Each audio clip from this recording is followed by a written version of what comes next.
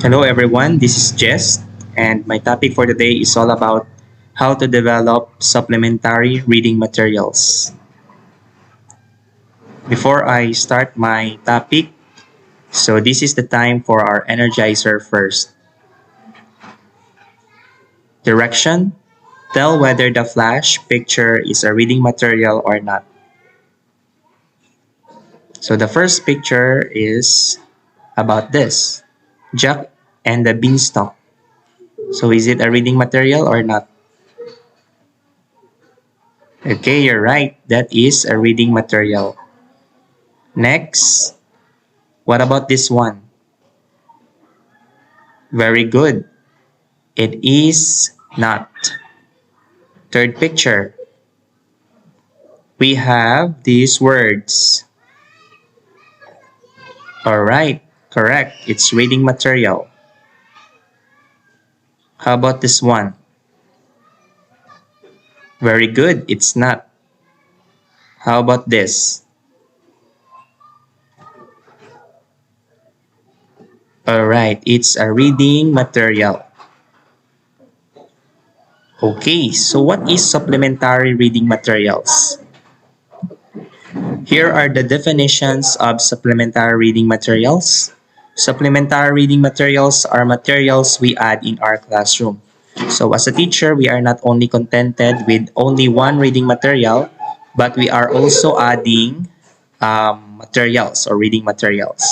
Secondly, supplementary reading materials are materials we make for our children for them to read and understand what they read.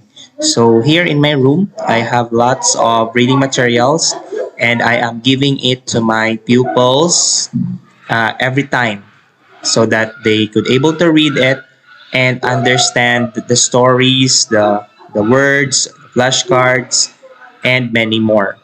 Supplementary reading materials could get the interest of the children in reading, especially when they relate themselves on stories, novels, and fables. So I have also examples here of stories and fables for them to relate themselves in the story or either fond of reading fables.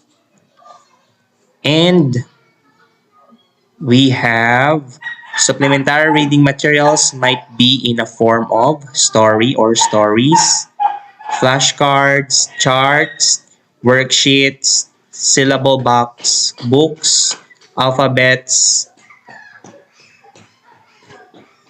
So how to develop supplementary reading materials? We have here for stories, based on my experience, must have guide questions and colorful story maps. If a lot of stories made, you can make it as a booklet. So I also applied this in my action research. There are colorful story maps and guide questions for them to develop their reading comprehension.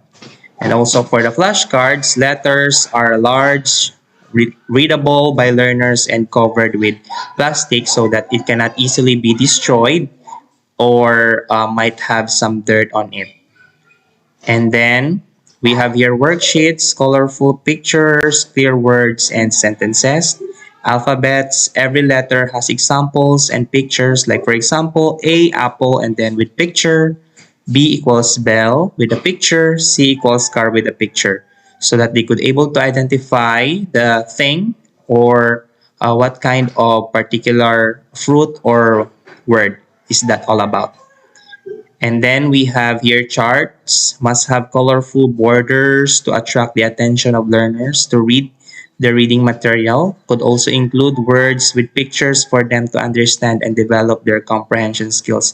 So we need also the charts for them to identify the object, the things, and not only the borders that could attract their attention, but also we need to be focused on the thing they are reading, or sometimes not over the background or the designs, because sometimes they are just only focusing on the designs, but we need to have only simple designs. And that's all about the developing the supplementary materials.